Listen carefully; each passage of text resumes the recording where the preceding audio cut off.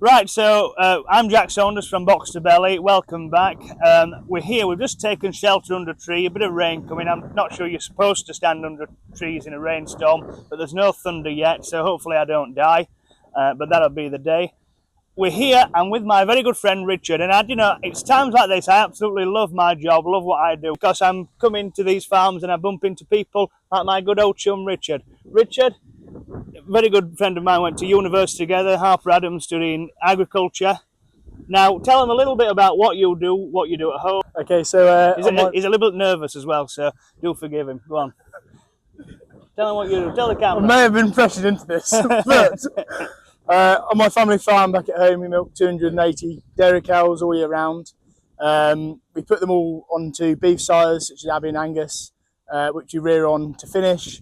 We also have 200 breeding ewes, which go into the meat market too. So that's really what we do at home, basically. Grow a bit of grass forage for ourselves, as well as a few hundred acres of maize. And then we also put some spring barley in, which we whole crop, and we feed that to the cows.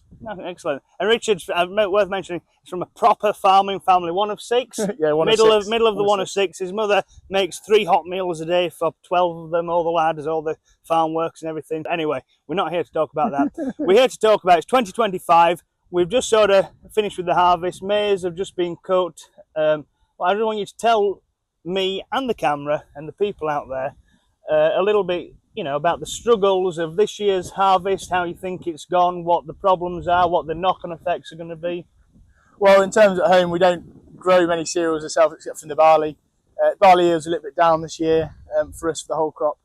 But really, the arable farmers have struggled in terms of their wheat yields. Around us, just getting over two tonne per acre, which is really a tonne down for them. Yeah. Straw yields are down, which is more impactful for us because obviously there's no bedding for the animals, or you've got to pay more for it from further afield. And then it's for us in terms of the forage situation. There's just been less grass to cut. Yeah. You've been able to cut a bit of it, but it's just never grown. Maize isn't too bad this year, but we've done half of it. We've got some more to do. Yeah. But that's the struggles of harvest for us as a farm. For feeding a farm that feeds a lot of livestock. Right. Well, I've also got you here, Richard. I want to talk to you about. Richard is a pro and avid and very passionate Wiltshire Horn breeder. Now, Wiltshire Horn is a breed of sheep. Native to this country, Wiltshire to be specific. I will attach a picture on the screen so you know what they look like. Now, Richard is an avid Wiltshire Horn shower, and he's been all around the country. I'm going to say the world then, but not yet. But he's been all around the country showing these beautiful animals. You really are one of the top Wiltshire Horn showers in the country, which is not something everybody can put on their curriculum vitae. So tell us a little bit about those and those native breeds. So really, Wiltshire Horns, what got me involved was when he was 18, he got involved in showing sheep. My grandpa forced him sort of into it as a hobby, sort of into farming. But no, yeah, Dad's been showing all those years. At the time, they're a rare breed, less than 1,000 ewes in the country. The flock's built up. I think there's about 3,000 to 4,000 ewes in the country. So now they've been pulled out of the rare breed survival list. So Dad's been showing them since then. At the moment, we've got about 30 ewes. We breed our own rams. What's special about the breed is the fact they grow no wool. In this climate and day and age, wool's worth no money, which it should be, but unfortunately it's not. So the Wiltshire Horn is a parent breed for the Easy Care, which is a meat breed that's getting a lot of small holders and actually big commercial units into it, for the fact that you don't have to shear the sheep, less maggots, etc., etc. So in the last few years, we've shown various shows across the country. We've gone to Anglesey, the Royal Welsh. We got reserve champion a few years ago. This year we shoot the Blakesy Show, which is the national show, and managed to get national champion, which we're very proud of, with a homebred ram. So yeah, very good, keen supporter of the Wiltshire Horn, the breed.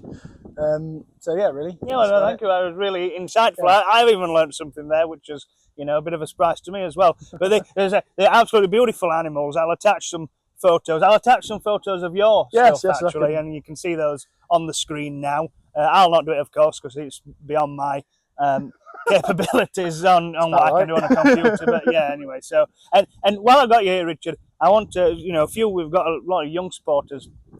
I know you're, inside and hopefully outside of farming as well. And I know you're a big advocate for young farmers, and you're very involved with it. And I just want you to tell them what you're doing, young farmers, and perhaps what it is for people who don't know what it is, and what's the benefits of it are. Yeah, so I'm involved Brandon Wiltshire Young Farmers back in Warwickshire. I'm currently chairman of the club. The club ranges from ages from 14 to about 24 or 5 at the moment.